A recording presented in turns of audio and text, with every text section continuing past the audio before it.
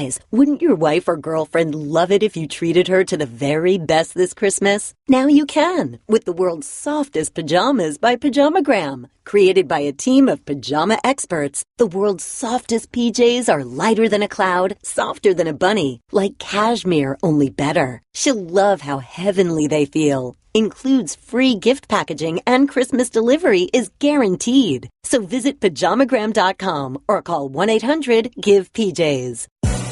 Welcome to the Right Time Podcast. The Right Time with Bomani Jones. Ladies and gentlemen, welcome to The Right Time. My name is Bomani Jones. Thanks for listening on ESPN Radio and the ESPN app. We are presented by Progressive Insurance. You can send us a tweet at the 1-800-Flyers.com Twitter feed. That is at Bomani_Jones. All right, Eagles fans, I have to be honest here. I've spent a significant portion of this season saying that I wondered what the thing was that was going to happen that was going to bring your season all crashing down, right? I kind of joked about that because you guys had probably had a bit of a fatalistic assumption about the way the season was going to go, but I wasn't wishing a Carson Wentz ACL tear upon anyone, and that's what we wound up with. Carson Wentz has a torn ACL. He is out for the season. The Eagles are going to go to Nick Foles from here on out. Now, let's start with the fact that was a hell of a football game that we had between the Eagles and the Rams. I don't think there was any way that any of us believed when the season started that you'd wind up with a legitimately pivotal matchup between the Eagles and the Rams that would have serious consequences for postseason seeding and the rest. That's what we wound up with. And with the Eagles, I think part of what makes this loss, at least it would for me if I was an Eagles fan, particularly frustrating, is I felt like this was a win against the Rams that was really unlike any that they'd had earlier this year. I think the best win they'd had this season prior was against the Panthers, but it was against the Panthers. It was on Thursday night, and I think we all know that Thursday night games, you can only glean but so much of those. Now, you don't knock the Eagles for the fact that when they put a bad team in front of them, they went out there and beat the bad team. There's no way in the world that you can blame them for that fact, but this was a win that was like, oh, okay, they're here. Right, they are here. You saw that quarterback, the way that roster looked against another really good team. I was in early on the Rams, by the way. I can claim a little credit on that. Shannon, remember when I was telling people the Rams probably going to be good? You remember that? Oh, really? Oh, okay. You remember when I'm sure I can find that somewhere in the archives. Oh, I'm just saying. I used to give me credit for that. Now all of a sudden you try to pull, okay, I see. That's cool. I thought we was all here at the same time when that happened. Sorry, whatever. Anyway, that was the win I felt like for the Eagles. Is like, look, that's a game a good team wins.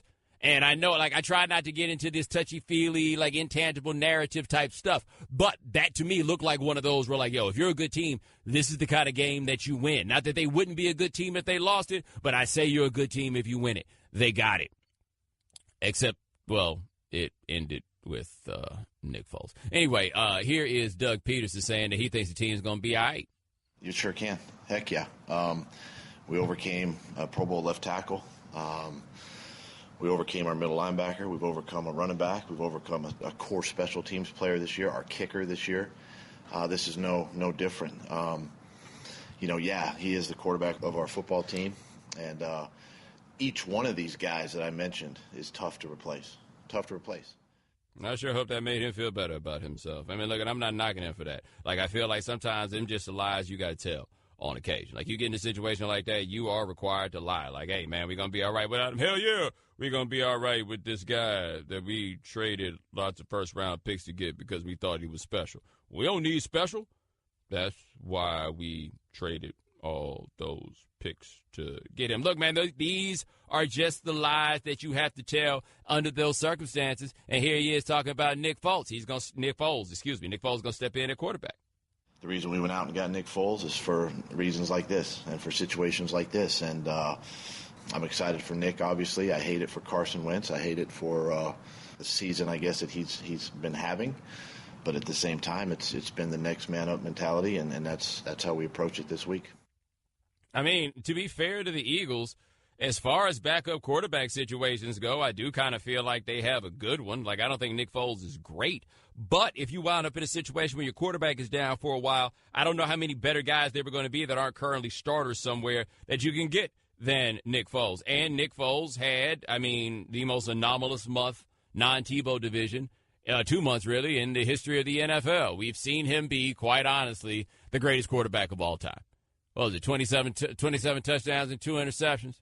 Like, we ain't never gonna be able to explain that. Where that 30 for 30 at, right? Like that's the one that we need to produce there. Now, 1 second though, if we can go back and play that first sound we had from Doug Peterson, the one I keep saying is him telling the lies that he's got to tell. I want you to hear something though. You sure can. Heck yeah. We overcame a Pro Bowl left tackle. We overcame our middle linebacker. We've overcome a running back. We've overcome a core special teams player this year, our kicker this year. This is no different. He is the quarterback of our football team, and each one of these guys that I mentioned is tough to replace. Okay, so there are a couple of things here. He got to that, he is our quarterback. See, that's how we knew you was lying, bro. Right, once you said that, like, you could go get somebody else to do all these other jobs. You could find a way around some of the weaknesses of cats at all these other jobs. Replacing your quarterback's a different animal. Like, y'all ain't about to out here talking this Pennsylvania MVP stuff and then be like, no, we'll be good with Nick Foles. I mean, what's the difference? If there wasn't no difference between that dude and Nick Foles, you know who would have been your starting quarterback this year? That's right, Nick Foles. He would have been that guy. Like, you wouldn't have been trading picks and everything else. But where Peterson is coming from is just the standpoint of, look, this is football. Somebody get hurt, next man up. That's the only way that you can look at it. I do wonder, though, as he listed all those different players that the Eagles have had who were hurt, I mean, it catches up at some point. These things stack. All right, so, you were able to replace Jason Peters when he went out. You were able to replace Darren Sproles. You were able to replace Jordan Hicks. Special teams dude, I got his name in front of him, but I ain't going to say it right. I don't feel like I need to know his name to do my job. Anyway, you can lose all those dudes, and you're right, you can lose, right? But at some point, these things start stacking up, and where they go from here gets to be interesting. I saw an email that came across here at ESPN where it tells some experts about who it was that they, who they thought was now the best team in the NFC, given the injury that Carson Wentz suffered. Man, different guys have different opinions on this. For example, our guy Aaron Schatz is like, he's still going with the Eagles. He thinks the Eagles roster is that loaded, that's still the guy that they're going to go with. It's still the team that he's going with. He says with everybody else the Eagles have, he still thinks that they're the best team in the NFC. Shannon, are they that good? Like, is their roster that loaded? Like, I feel like if their roster was that loaded, we would have known it before the season started. I think it's more about just the other teams that you look at in the NFC right now, because the other teams with the good records are what? Saints, Falcons, and Panthers, all those jumbled up in the NFC South. Vikings, and the Rams. I mean, that's the competition right there. So I'd imagine that Philly, even without Wentz, is still within that group. I mean, I don't know what makes you so sure of that one, right? Now, I'll tell you what the Vikings do have, an extra quarterback. They did. In case you guys need a quarterback, we got an extra sitting over here right on. Oh, in fact, we have a third one, too. His knee just hurt right now. Y'all remember him? He used to play for y'all. Yeah, you remember that? I totally forgot about Sam Bradford. And not only did you forget about Sam Bradford, I feel like you also forgot that Sam Bradford had ever played for the Eagles. Because, to be fair, that was a little bit of an easy thing to forget. Wait, and who was Sam Bradford traded for? They got a pick back. And then they made Carson Wentz the starter. He was traded for Nick Foles. They did get Nick Foles in that trade, didn't they? Oh, that's right. They traded Sam Bradford to the Rams. Yeah. And they got Nick Foles back. Yeah. Along with, like, picks and stuff like that, right? Yeah. Wow. It's all full circle. It's all together. Eagles fans, have I done anything to make you feel better? I mean, I can't imagine how frustrating this thing is, and I know this because y'all been so damn obnoxious talking about Carson Wentz that I can't imagine what the pain is now that you can't do that to us no more. I have no idea what that is. And, hey, man, that dude's got it. Like, I don't think that Wentz is a consistently good player, but he has enough plays in the game. We're just like, oh, my goodness, I didn't know somebody could do that. Now you got Nick Foles, who is, well, consistently something. Is he consistently inconsistent, Shannon? Is he one of those? Does he qualify on that one? I wonder if Chris Long is thinking about this, by the way, because the Eagles are all like, that's all right, we can win with Nick Foles. That whole team's like, yo, we can win with Nick Foles. It's cool. We straight. We can win with Nick Foles. Chris Long's like, yeah, we tried that, bro. We gave that a go. We didn't win. I mean, we'd like to win with Nick Foles, but, like, how do you think Chris Long's doing every time somebody asks him his honest opinion about Nick Foles? What do you think about Nick? Oh, he cool. He real cool. He does some things, Yeah. Throw it around a bit, hand it off. Yeah, he all right. He all right. By the way, Shannon, where's Chase Daniel these days? Somebody just got about mentions to say you can't forget about the best that never was, Chase Daniel. Chase Daniel, where is he now making more money than he should for being the greatest quarterback that never ever has to play? He's in New Orleans. He's back in New Orleans. Oh. Yeah. Back where it all began, where he developed his wonderful reputation as the best quarterback that never ever actually has to play. All right, 888-729-3776. That is our telephone number. Give us a call. Coming up next, oh, man, you guys think that trade of Giancarlo Stanton to the Yankees is a little bit fishy? I'll tell you if I agree on ESPN Radio, the ESPN app, Sirius XM Channel 80. The Right Time with Bomani Jones. Ladies and gentlemen, welcome back to The Right Time. My name is Bomani Jones. Thanks for listening on ESPN Radio and the ESPN app. We are presented by Progressive Insurance. 888-729-3776. That is our telephone number. Yo! Top Straight Talk. Brought to you by Straight Talk Wireless. Best phones. Best networks. No contracts. Oh, man, I guess Eagles fans too depressed to give a call in, man. They're a little bummed out about the thing that wound up happening. I almost feel like this, though, as a fan. I was like a fan of a team like the Eagles. I'd almost feel relieved, right? Like now your team can't actually break your heart. You know what I mean? Like if they still had Carson Wentz and everything, the inevitable loss will wind up being crushing and soul-destroying. But instead, since you know how this thing is probably going to go as you got Nick Foles, I imagine it'll be a little bit more gentle, right? The inevitable, like, y'all weren't going to win it anyway because y'all don't never win nothing, was going to wind up going away. And now you can just be like, you know what? We had a great season. You can hold on to what might have been because there's nothing better in this world as a sports fan than that championship y'all know y'all was going to win. Except that one thing happened. Shannon, don't you Giants fans have one of those from 2008? Whew, I'm glad that's the one you was going with. I thought you were going to 94. Appreciate it, Bo. What happened in 94? Huh? What? Huh? Oh, you're talking about the Knicks. My fault. I was talking about the Giants, with Plexico, bang, bang. Mm-hmm. Or was it just solitary bang? I don't remember if it was one bang or two bangs, but it was enough. Anyway, so yeah, Eagles fans, you'll have that one. Everybody's got one. They'll be like, man, what would have happened? The what-if championship. The what-if championship is the best. Think about that, you as a fan. Whatever team you root for, I bet you got you one of them what-if championships. I bet Patriots fans ride out 2008 as one of those. And Brady hurt his knee, man. If he hadn't got hurt, we'd have gone undefeated again. Yeah, that's what it would have been. Oh, look at Nuno. Nuno think he got jokes, Shannon. Nuno's asking what if the man of the year didn't solicit a prostitute on a January early morning in 1999. It's a fair question, by the way. It's a fair question.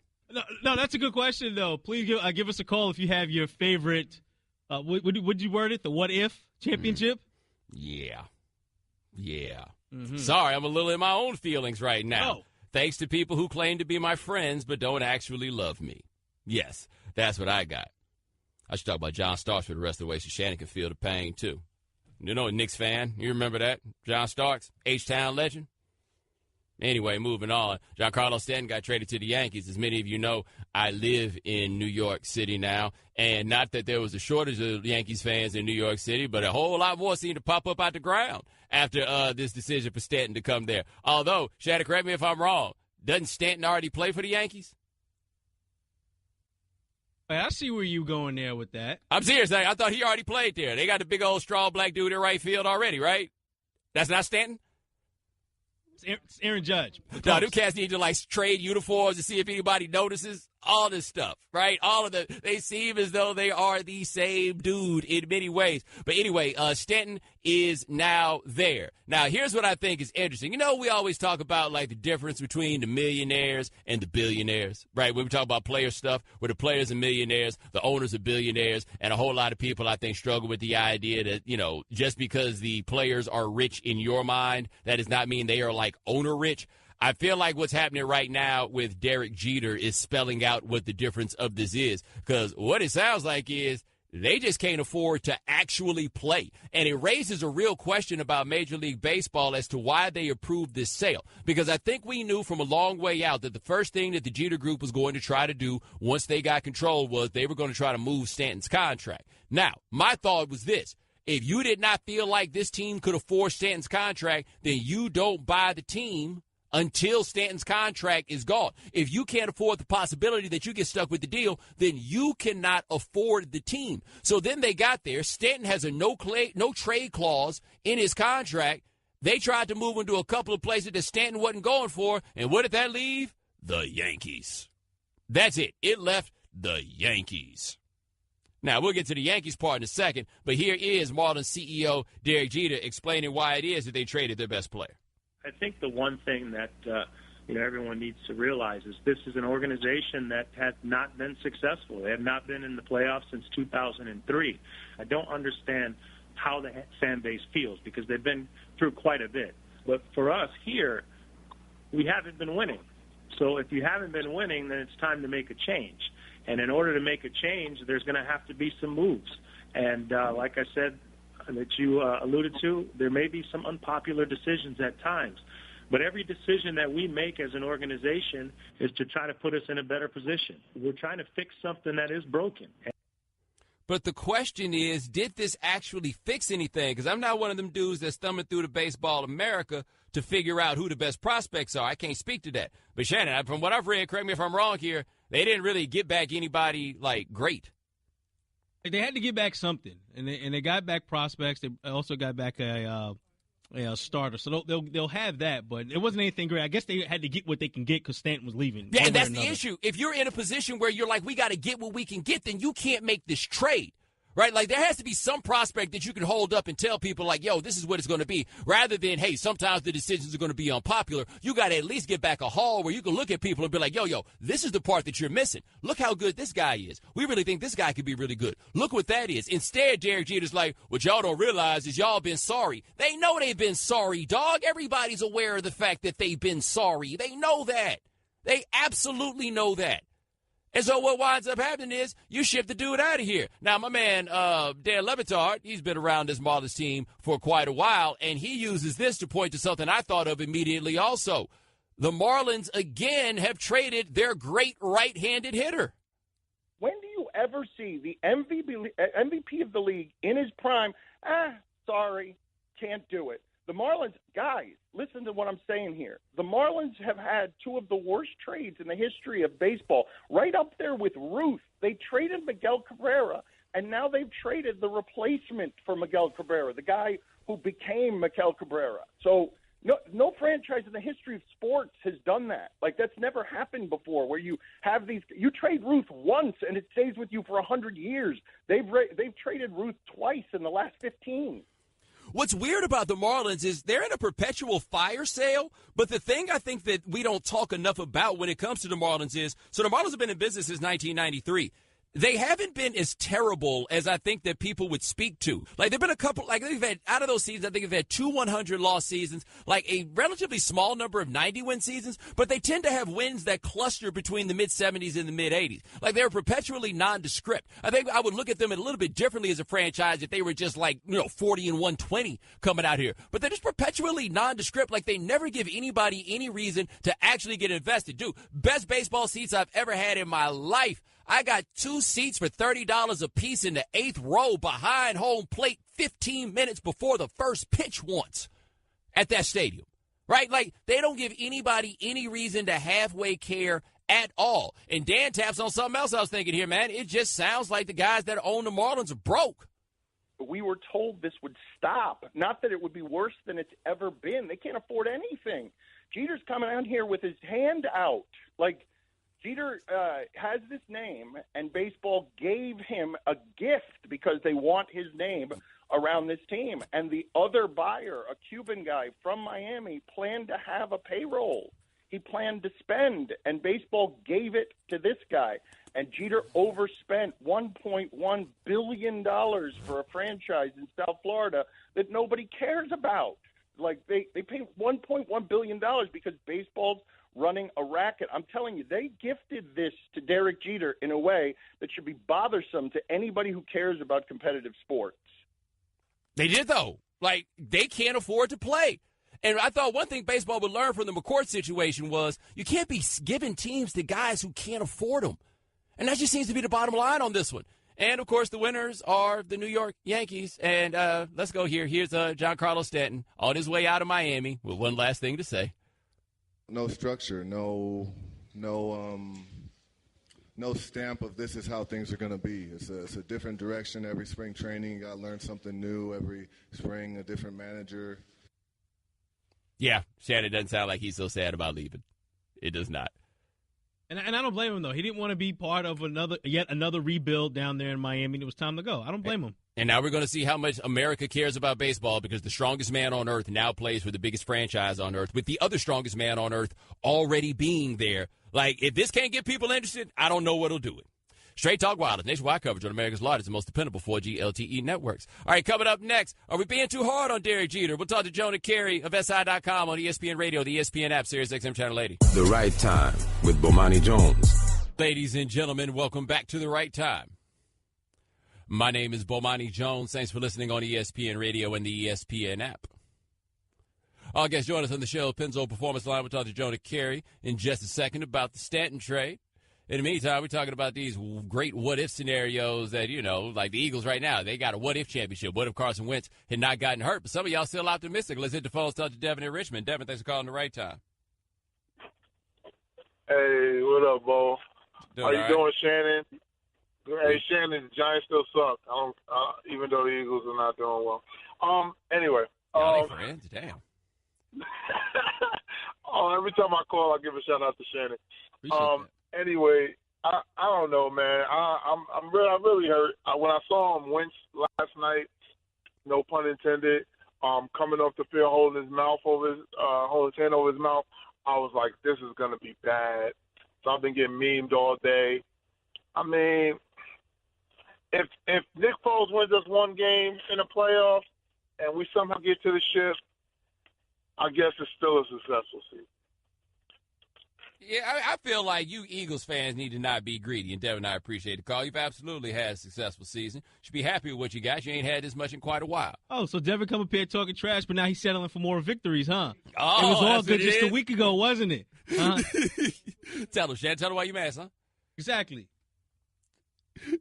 888-729-3776. That is our telephone number. All right, on the phone with us now. He covers baseball for CBS Sports and for SI. His name is Jonah Carey. All right, Jonah, what's your read on the Stanton trade? I mean, it's one of those things where the Yankees they were shrewd to make the move they made, but it fell into their laps a little bit because the Cardinals were probably the best fit in terms of a trade. They have so much young pitching. There could have definitely been a deal. San Francisco was after him too. And then Stanton just exercises no trade clause. So now you're down to just a handful of teams. And the Yankees are in a position where they could say, okay, here's 32 cents on the dollar, yay or nay, and Jeter's behind the eight ball until the deal happens. So Starlin Castro and some kind of B-plus level prospects, that's a pretty darn good deal. Even with the financial load that they have to take, Stanton, first of all, can opt out after 3 years, and secondly, he's the defending MVP. And third, the Yankees have more money than God, so I don't really see a downside here. It's a great deal for them. Yeah, for the Yankees, it's great. For the Marlins, though, I feel like if you were behind the eight ball on making this trade, doesn't this speak out to the fact that they probably couldn't afford to buy the team in the first place? That's exactly right. And, they're presumably what they're doing is they're trying to get rid of their debt and kind of start from zero and all that. But, gee, I mean, don't show your hand when you're sitting at the poker table. At least have some tact about it or whatever. It was a very odd thing. There's nothing wrong with trading Stanton per se. It is the case that he's been injury prone before. It is the case that he's owed, nearly $300 million. We don't know how this is going to go. And also, there's a lot of power in today's game. So it's not like it's a rare commodity, even as much as he hits for more power than anybody else. But still, I mean, you still have to recognize he's a defending MVP and go accordingly. Yeah, this was just a botch all the way around. You just don't do that. You don't come in with a position of weakness because this is what happens. All right, talking to Jonah Carey of SI.com here on The Right Time. Now, with the Yankees, do you have any concern about the fact that Stanton and Aaron Judge are not the exact same player, but very similar? No, not at all. I mean, Mantle and Maris and, McCovey and Mays. I mean, you've had – I guess McCovey and Mays weren't exactly the same, but you've had multiple power guys on one team, and that's fine. Obviously, the Yankees will have to leaven that a little bit with some speed and athleticism elsewhere, but Stanton and Judge can go get it a little bit. For big guys, they're not too bad defensively. They do some other things, so that's fine. But really what it's going to come down to is how they fill out the rest of the roster. Starting pitching, they have Tanaka, they have Severino, who was fantastic last year, in Gray. The rest of the rotation is real thin, so that would require some upgrading. But if you think about what they did last season, they led the majors in home runs, and they had a monster bullpen, and they almost made the World Series. They came up just short. Well, now they have an even better lineup, and they still have the monster bullpen, if they come back with the same rotation, who's to say they can't do it again? So even if they stopped here, I think they're in pretty good shape. And, you know, if you had two of the same commodity and they were both guys who hit 200, made a bunch of errors, okay, that's bad. If you have two guys who combined to hit 111 home runs, well, my very advanced analysis will say that's probably good. We're talking to Johnny Carey here on The Right Time. Now for the Marlins, they got Starlin Castro. I guess we're expecting that he will also be traded. What do you think they can fetch for him? Yeah, it's a good question. You know, he hit all right last year. He hit 300, moderate power, but he's a real poor defender in the middle infield. Doesn't really draw any walks. It's the same reason that the Cubs traded him all those years ago, that he was signed to a contract that was the same contract, by the way, not too onerous, but it was sort of like, all right, this is the extent of his skills. If you remember, he came into the majors in his early 20s. That was a 200-hit guy, but that doesn't have the same currency that it used to because 200 hits isn't enough. We could look at, you know, defensive runs saved, and we could look at walk percentage, and we could look at all this other stuff and say, this is not a complete ball player, and he isn't a complete ball player. So if they just traded D. Gordon, and they didn't get a ton for him, he's a little bit like D. Gordon, more power and less speed, but sort of empty calories kind of batting average, if that makes sense. That's kind of what we're dealing with, and he's a worse defender than Gordon was. So I don't think they're going to get a ton, to be honest with you. Even though he's a useful player, he's certainly nothing close to a great player. Now, one of your great contributions is that you also do a lot on the business end, not just baseball, but just business in general. Are you surprised, given the Frank McCourt debacle, that baseball would still be doing business with guys that could not afford teams? Well, I mean, the previous owner of the Marlins was not so fresh either. I mean, so I think they viewed anything as an upgrade over Jeffrey Loria. But frankly, I'm not sure that they thought that Bruce Sherman would come in and do this, to strip it to the studs. I don't know. And there's nothing, again, I want to emphasize, there's nothing wrong with the rebuild. We just saw the Houston Astros win a World Series, and man, oh man, did they go scorched earth. They had 0.0 local TV ratings.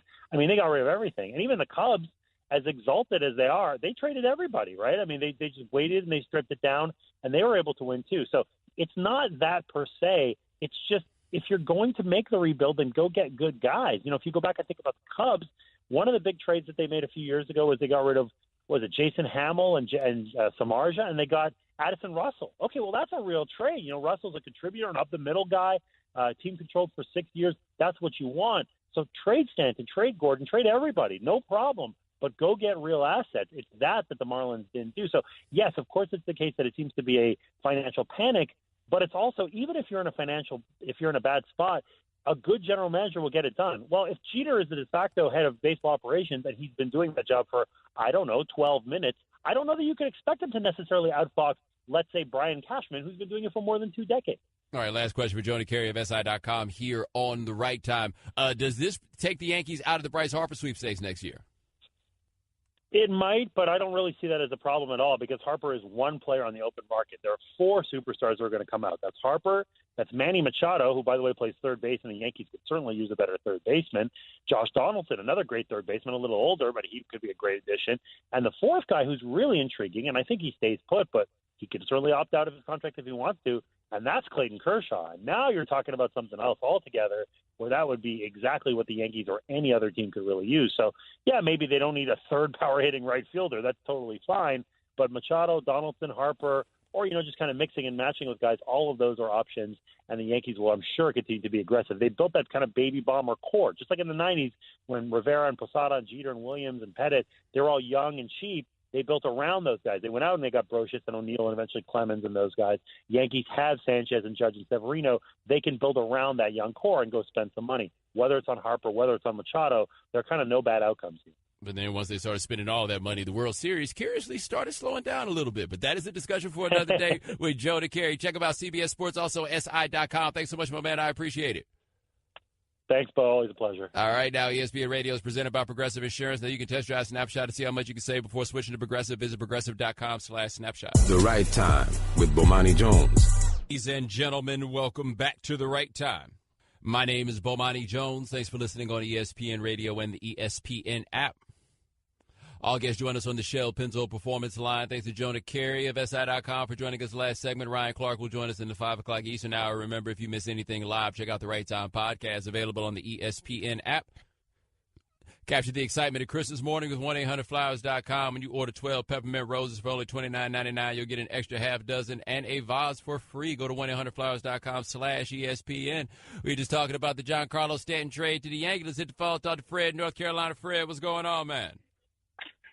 Hello, Bo. Hello, Shannon. How are y'all doing today? Good, man. I want to state the thought that I think Stanton was being a good businessman when he chose the Yankees.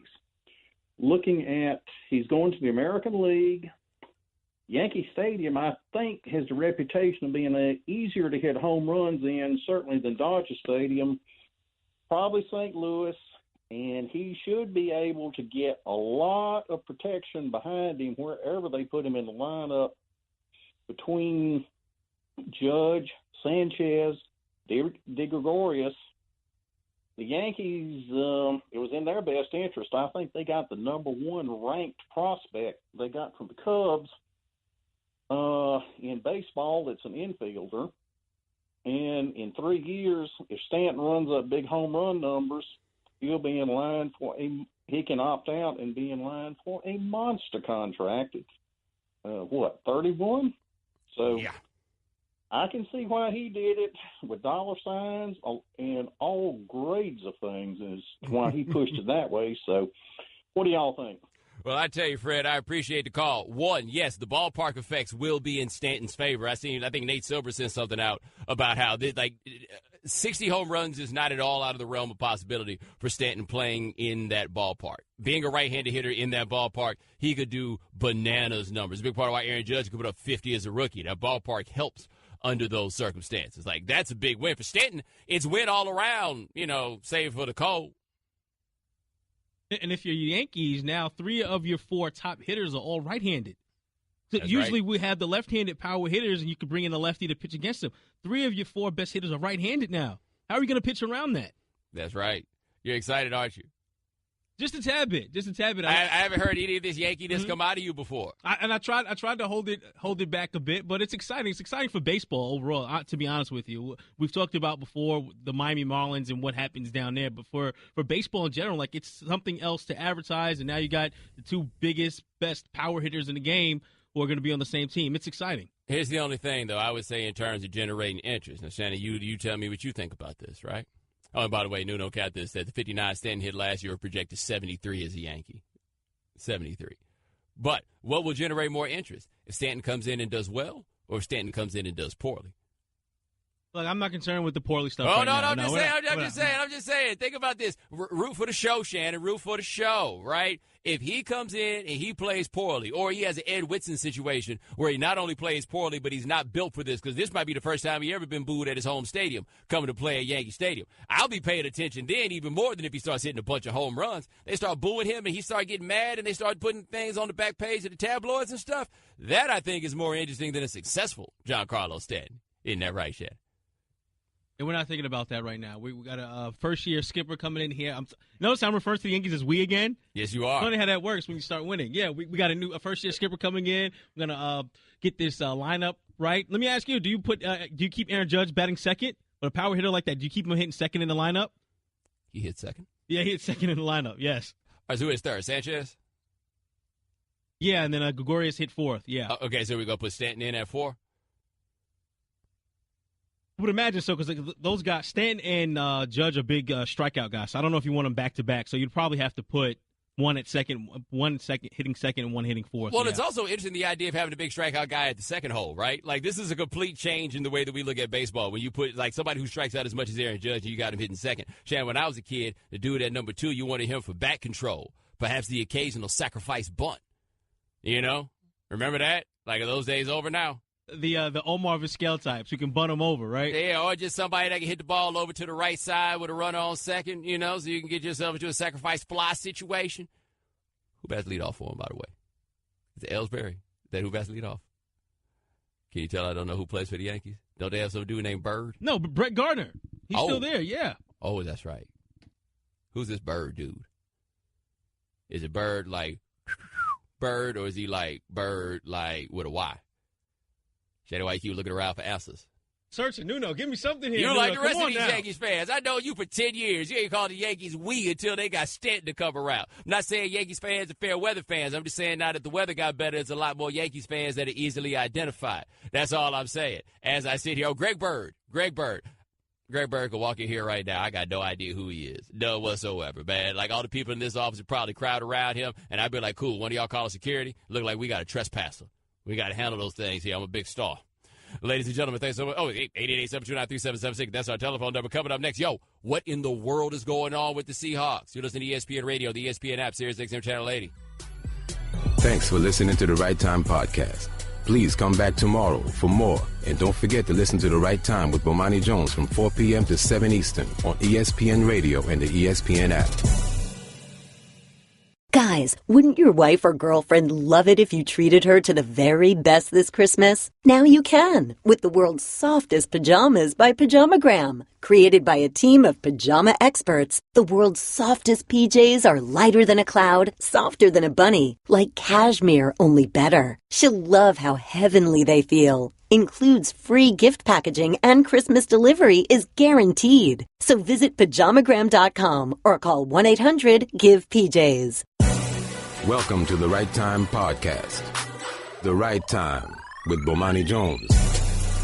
Ladies and gentlemen, welcome to the Right Time.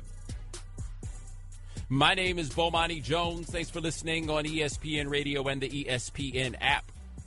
We are presented by Progressive Insurance. You can send us a tweet at the 1-800-Flowers.com Twitter feed. That is at Bomani_Jones. Yo, man, they was wildin' in Jacksonville. And when I say they was wildin', I mean they.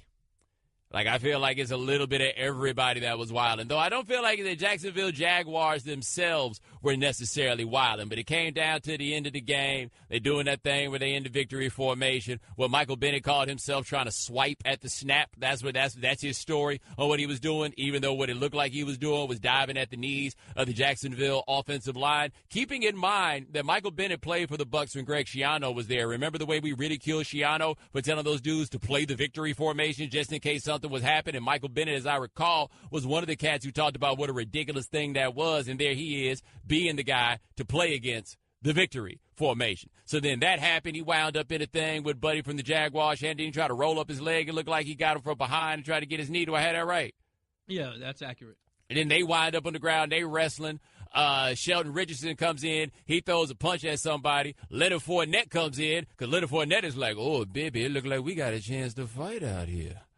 And so then Leonard Fournette comes in there, and then what's his dude's name? Quentin Jefferson. Never heard of that dude before. He winds up getting kicked out of the game. He's walking toward the sideline. The Jacksonville fans are screaming at him. He's going back and forth with the fans. Couple people threw brew at him. Second dude threw some brew at him. He, quote, unquote, tried to go into the stands, but then somebody with a polo shirt on put their hand on his shoulder, and then he stopped from going in the stands, and then everybody then wound up going in the tunnel. And, oh, by the way, Pete Carroll tried to get his Jeff Van Gundy on, running out there while everything was going on, and all he was going to wind up doing is grabbing somebody's ankle and being dragged. But here's what Pete had to say about why it is he ran out there.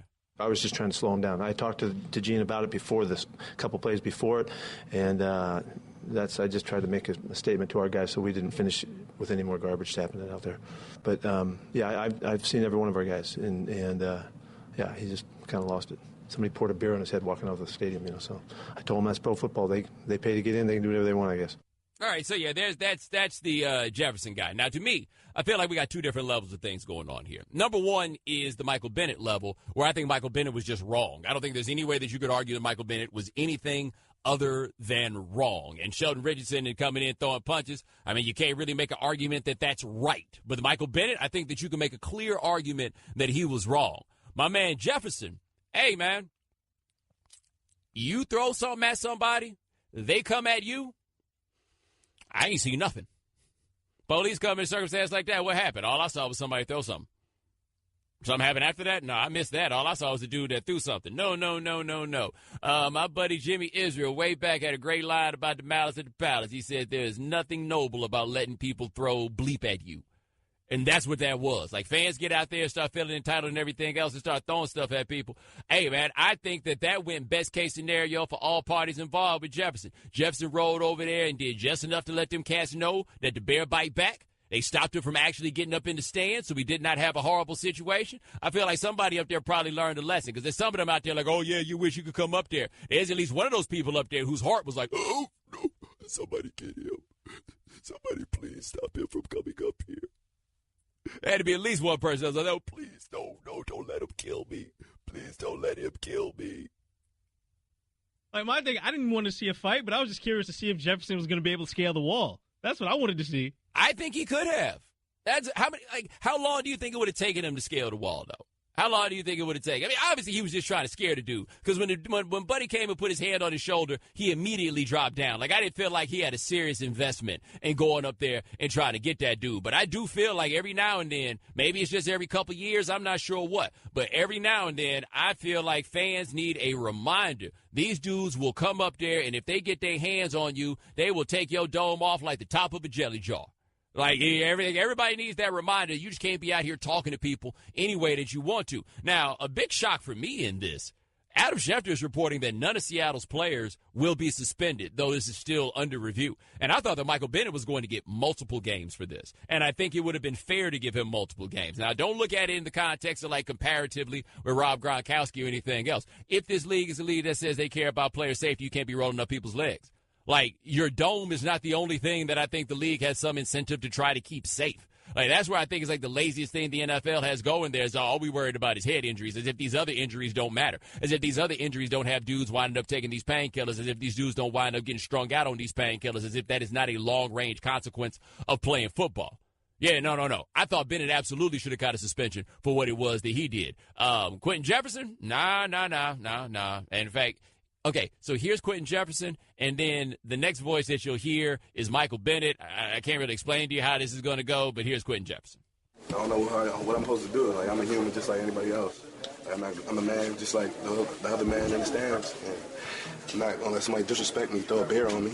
Like, just because I'm playing football, I'm still a human being. I'm still a man. And so I'm out there playing a game. And at the end of the day, it's a game, and I'm a man. I'm not going to let somebody disrespect me like that.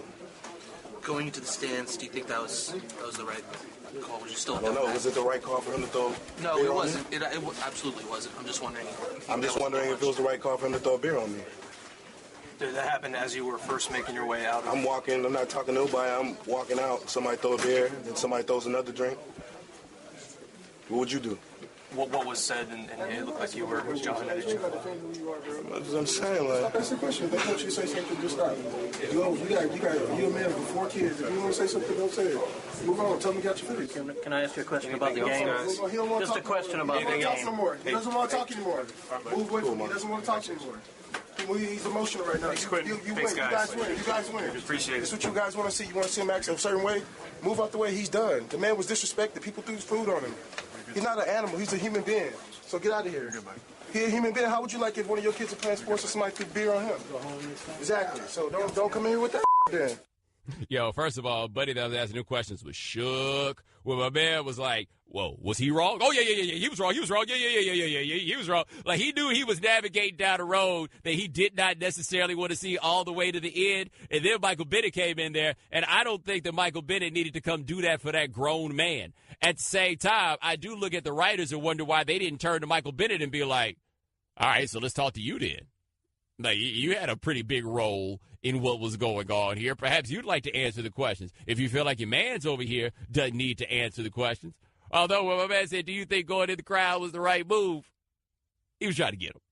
He's like, yeah, and his job is to try to get him, to be fair. He's like, yeah, let me see how far this cat's going to go. This cat basically just hit you with, if you throw something at me, I'm coming for you. Which I feel like all football players should have on their jerseys. They should put a patch on there. Throw something at me and see what happens. Like, go ahead. Let's see how this ends. Throw something at me and see how this ends. I'd get it. I'd understand. I think one thing with him going into the stands has kind of overshadowed the Michael Bennett's actions during the game. As you alluded to earlier in the segment, he deserves a suspension. But here we are today, mostly focusing on him going into the stands and not Bennett twisting the guy's leg. There's that. I will say this, though, just in the discussion of, like, this idea of going in the stands, I do feel like if Jefferson would have got up there in the stands, it would have been an outrage to most people. But to me, it would have served as a public service announcement. Just to let everybody know, this is the worst-case scenario of what can happen to you. And Carroll said that, that I guess they pay money to come to the games. They can do whatever they want, I guess. There seemed to be a whole lot more security on the sidelines than there was on the front row. And I would think at the end of a football game, you need to have a little bit more security up there because folks be out here wilding. 888-729-3776. That's our telephone number. We talked a little earlier about the Eagles and what they're going to do now. Let's hit the phone, talk to DJ Mike Hitman. Mike, what's going on? Santa Claus is coming to your town. Oh, hey, Bo,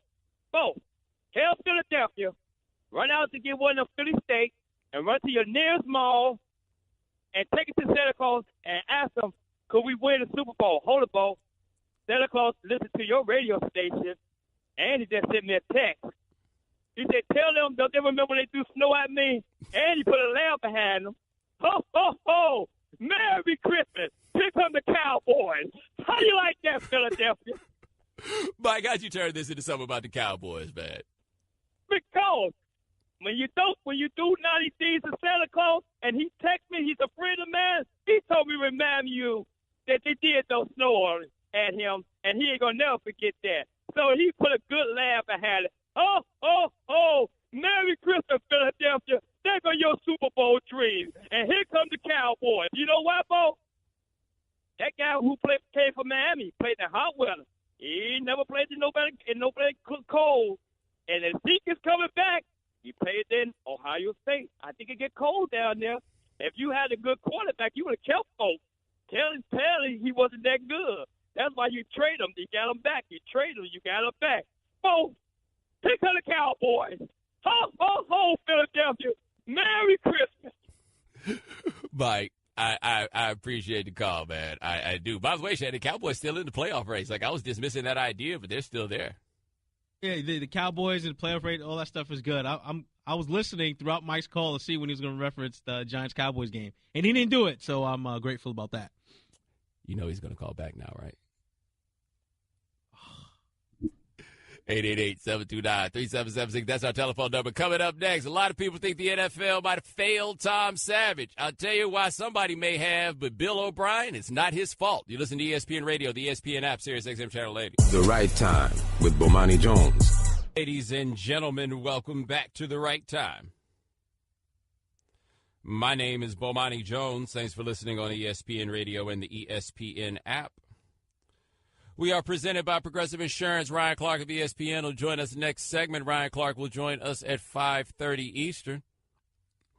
888-729-3776. That is our telephone number. So San Francisco got a win against the Texans. Jimmy Garoppolo looked pretty good in that game. The story, though, for the Texans is Tom Savage suffered a concussion during the game. T.J. Yates wound up finishing the thing out. But Savage suffers a concussion. He's on the ground. His hands are shaking, what many believe to be a seizure.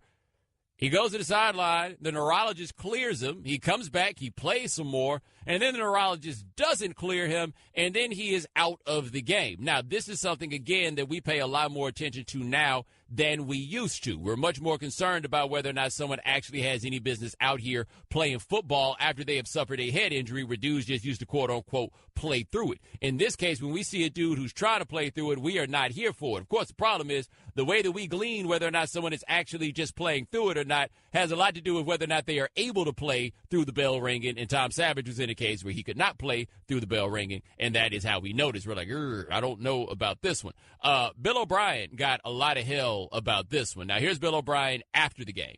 He doesn't want to come out of the game, but again, that's in the medical people's hands, and they try to make the best decision for the player, whatever they see, and then the testing that they do, they try to make the best decision with the player, and they weren't satisfied with the results of the second test, so they decided to pull him, and then that's when he went into the locker room. Now, at the press availability today that the Texans had, O'Brien was a bit more defensive about this, and understandably, because I saw quite a few people who blamed him for the fact that he put Tom Savage back into the game. Now, here's Bill O'Brien speaking today. With benefit of seeing the video, obviously, from my standpoint, the care for the player, I would have never let that player back in the game. At no point in time is there anything more important to me than the safety of our players. I love our players, and I care about them, and I cannot stand when players get injured. Again, with benefit of seeing the video that people are seeing, I would have never put him back in the game. But I don't see that. I'm not passing the buck. Anybody that's been on a sideline of a football game knows that from a coaching standpoint, you really can't see things like that. All right, so I think we have a couple of things here. One, Bill O'Brien said, I can't stand seeing players get injured. Yes, you can. Like, I understand the point that you were ultimately trying to make, but the bottom line is if you can't stand watching players get injured, then this is the wrong business for you. This is a business that involves people getting hurt all the time, and if you can't stomach that, you got to keep it moving. And I think that's part of the problem that people have when it comes to these things is we are dealing with people who are desensitized to injuries and violence because you can't play football or be around football if you're not desensitized to those things. But the other part where O'Brien starts talking about, on the sideline, you're not able to see those things and so forth and so on. Look, I don't know what he did or did not see. I do believe, however, that people who watch football need to make a decision. Do you want the coach to be involved in these decisions or not?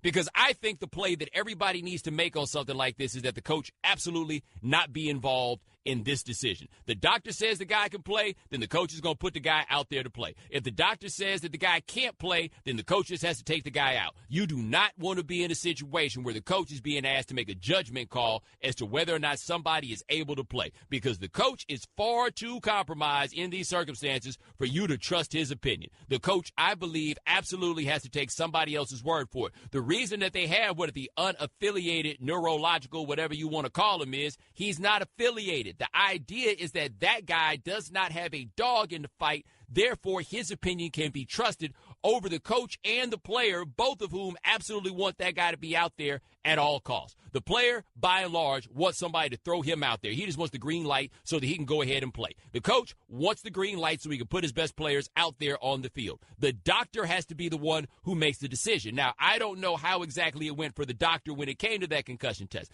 I don't know what the pressures are for the doctors or like what their tiebreaker is, right? Like if something like this happens, is the doctor's tiebreaker, we're going to put him out on the field unless we have something going the other way? Like, you know what I mean? Like, which way are they going on this sort of thing? But under no circumstance whatsoever should it ever be Bill O'Brien's call to throw a guy back out there on the field. Under no circumstance ever should it be Bill O'Brien's call to take a guy out of a game. That is a call that should entirely be made by the doctors. And I think all of us understand and can agree that the doctors should be the ones to make the call. If we're going to have a circumstance, however, where the doctors are the ones who make the call, then I also think that you then have to absolve Bill O'Brien from blame when something like that happens. What it is, though, for us is it becomes very, very easy because we understand the cutthroat nature of football. It becomes very easy for us to look at the coach and be like, man, you so concerned about the wrong things and everything else, that Bill O'Brien becomes an easy target, and this doctor whose name we don't know, we don't throw that out there at all. No, man.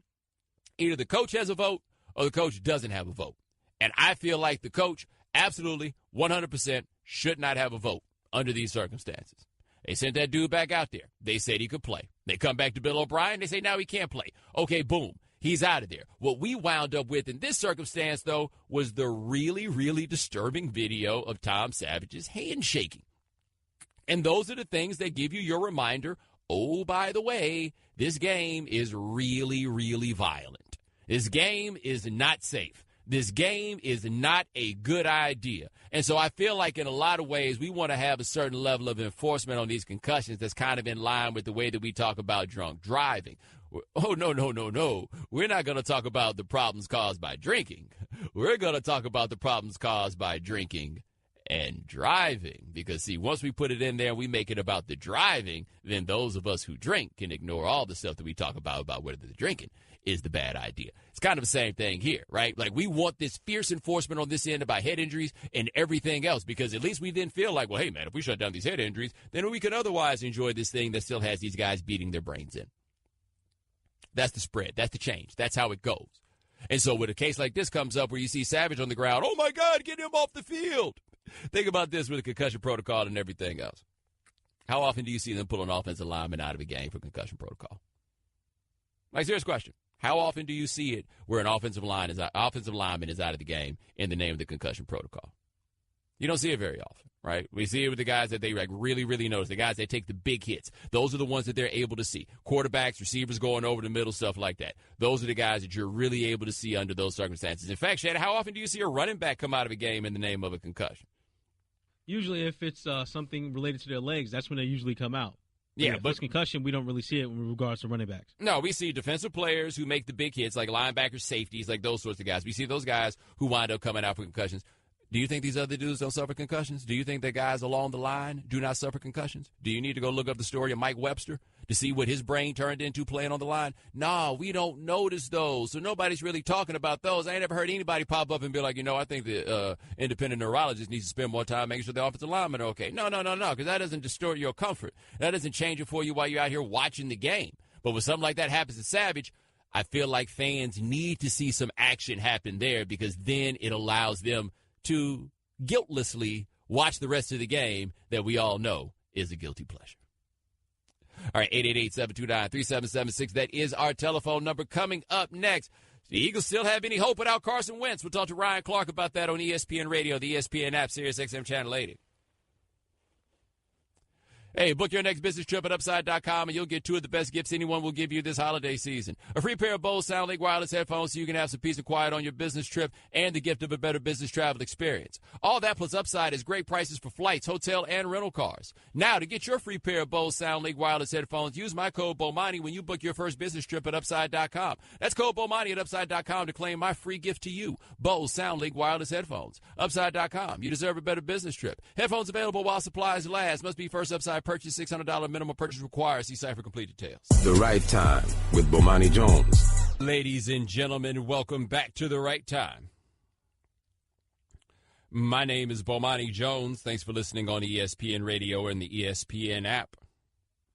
All guests join us on the Shell Pennzoil Performance Line, just like our next guest, Super Bowl champion Ryan Clark. All right, Ryan, where do you think the Eagles stand now? They're 11-2, but Nick Foles is now the quarterback. They're obviously not the team that we had with a slight lead over the other top teams in the NFC going into the playoffs, but they're still a team that's in that hunt. I mean, if you look at the other quarterbacks, you got Case Keenum, who is playing really good ball, but, Case was a career backup.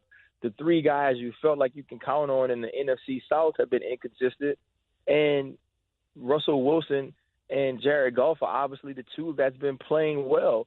And so he is right in that mix with those group of guys. He's obviously on the bottom if you talk about careers, but as far as putting together a stretch of games and a stretch of wins, Nick Foles has an opportunity to be able to do that. And so it obviously brings them back to the pack. They aren't the leader anymore. The defense is going to have to pick it up from what they've done the last 2 weeks, rely on the running game a bit more than you have with Carson Wentz. But I think this team still competes. I think this team is still part of this race, still part of this journey to the Super Bowl. Now, is this running game good enough to protect him, though? It is. I think it is, and I don't think Nick Foles needs protection in the way that we see many backups needing protection.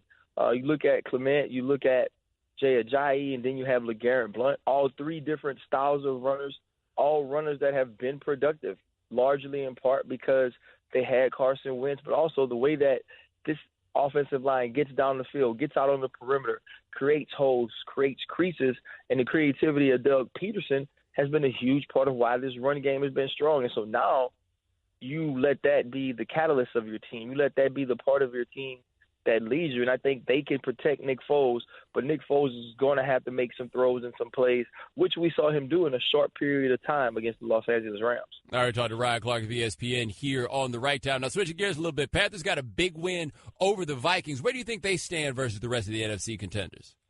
The Panthers are right there, too. If I had to pick a team that I thought was a little bit ahead, even after this loss, it would be the Minnesota Vikings, because I believe they can consistently play defense at a higher level than the other teams. But we saw them miss wide open tackles against Cam Newton, against Jonathan Stewart, let Cam Newton get out of the pocket, scramble, and make plays down the field of Devin Bunches.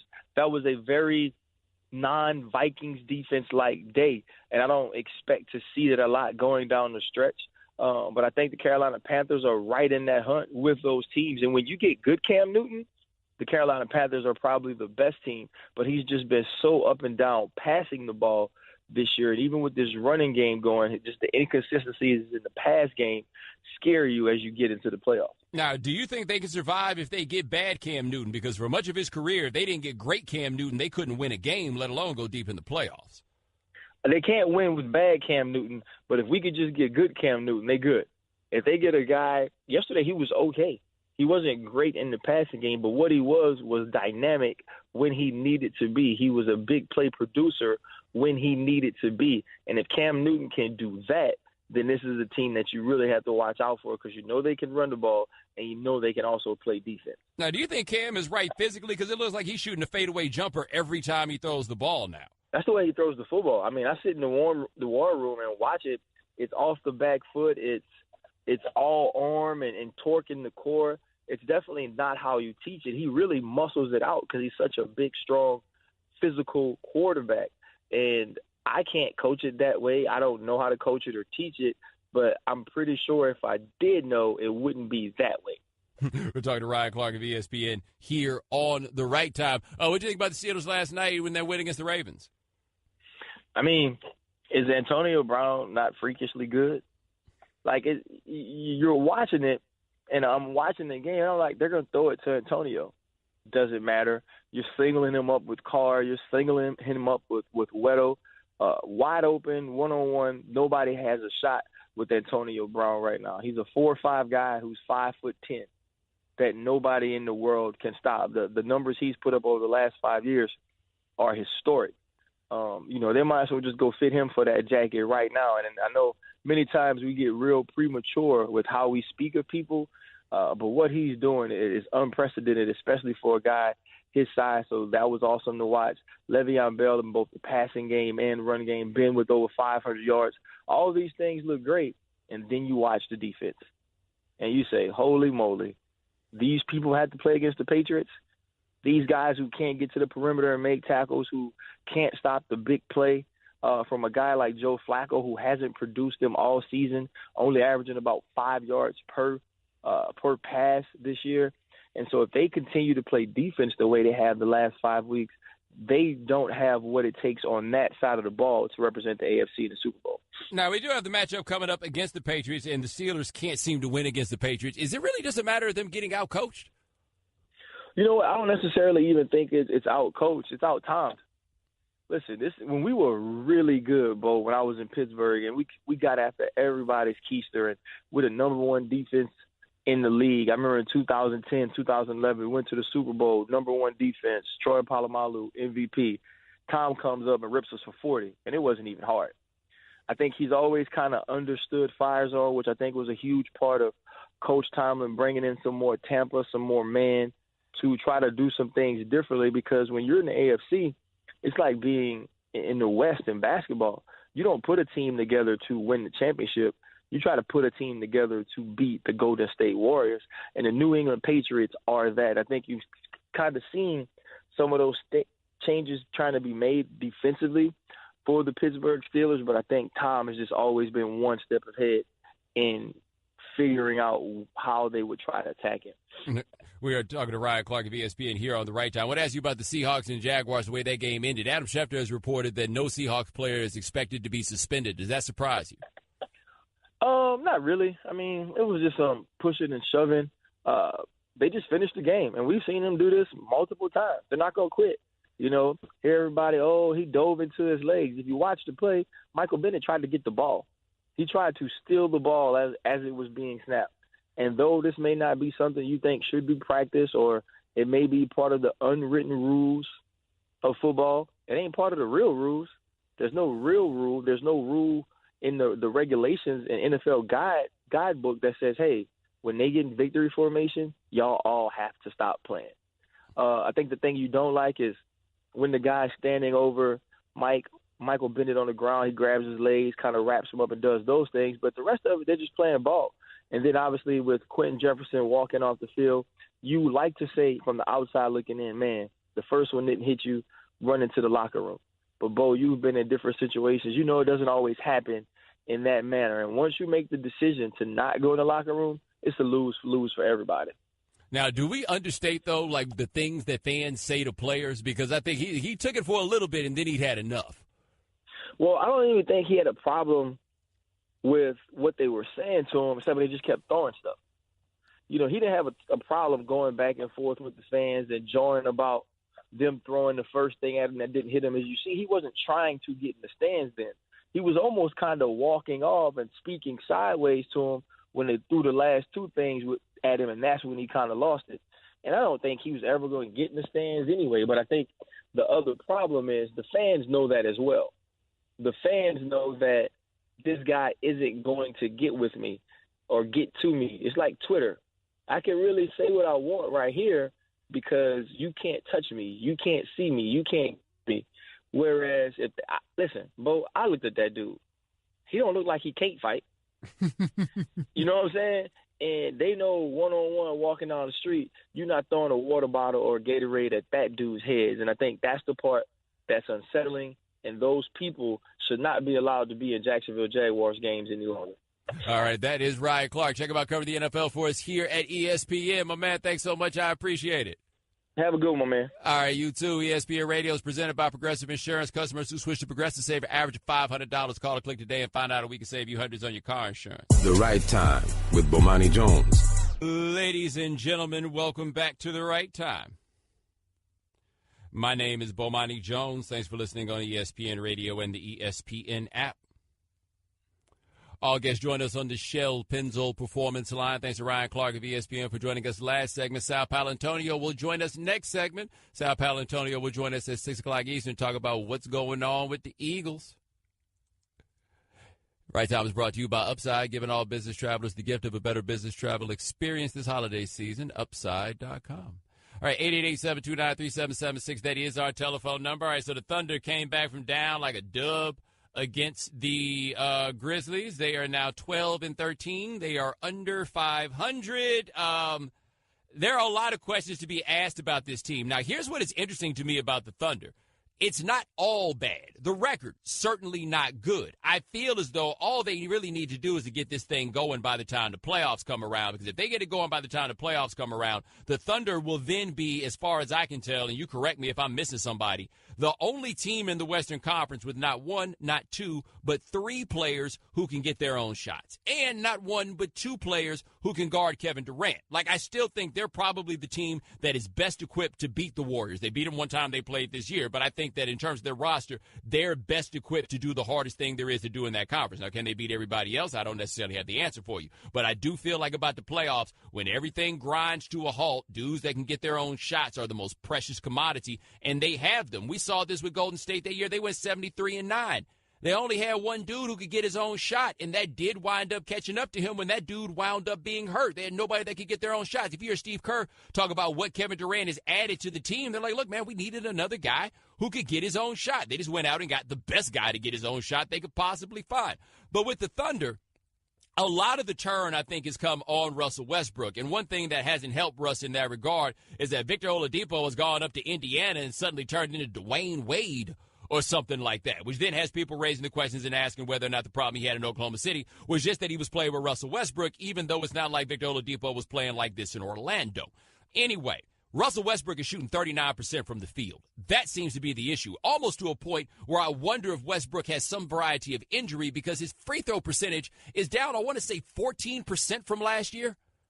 Like, it's a huge fall in a way that you don't see guys typically fall on free throw percentage. I mean, that is a very rare thing for you to see under those circumstances. Whose fault is it, though?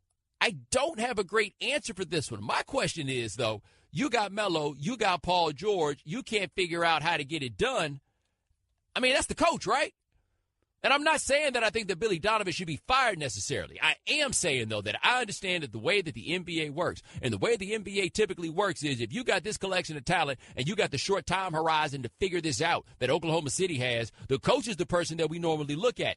Instead, this year, I find that we're doing a lot of looking at Russell Westbrook. Now, I haven't watched them enough to fully understand what the deal is with them, but here are the drops from last year. Last year, Russ shot 42.5% from the field. This year's 39.3%. Last year, Russ shot 34.3% from three. This year's 30.9%. Yo, those are big drops. And again, the free throw line. Last year, Russell Westbrook shot 84.5% from the free throw line. This year, it's 71.4%. Keeping in mind, there has never been a season where Russell Westbrook has shot below 78% from the free throw line. He is so far below his career high, his career lows in all of these things that I'm looking at this and I'm like, okay, so what exactly is going on? Is this entirely a matter of Russ commandeering the offense? I don't know if that's what it is. How much of this has to do with the fact that, like, Melo, I guess maybe I just look up the only times when Melo has a game where he shoots 5 for 20 or something like this? What is Paul George contributing, given that Paul George is not the most assertive cat? And more than anything else, you can complain about Russ all you want in this. Russ got the longest contract out of anybody involved in this. They got to figure out how to get this done around him, whether you like it or not. They got to figure out how to get this done around him. But no, I'm not inclined to blame Russ for the fact that Carmelo Anthony is only shooting 40% from the floor and 34% from three. I'm not inclined to blame Russell Westbrook for the fact that Paul George is only shooting 42% from the floor. They got a whole lot of things that are going on, and the coach is supposed to be the guy that finds one way or another to figure this out. All that being said, do you know who the best defensive team in the NBA is in the last 5 games? That would be the Oklahoma City Thunder. They can clamp down. If they can figure out how to get this done on defense, I feel like they can get enough time or buy themselves enough time on offense to get the rest done. But they've got an offense that looks a lot like the Scott Brooks offense, which is if I don't have the ball, I'm going to just stand around. And Billy Donovan got to be the one to figure that out, whether you like it or not. All right, 888-729-3776. That's our telephone number. Coming up next, how they feeling in Philadelphia about this Wentz injury? We'll talk to Sal Paolantonio on ESPN Radio, the ESPN app, SiriusXM Channel 80. Thanks for listening to the Right Time Podcast. Please come back tomorrow for more. And don't forget to listen to The Right Time with Bomani Jones from 4 p.m. to 7 Eastern on ESPN Radio and the ESPN app.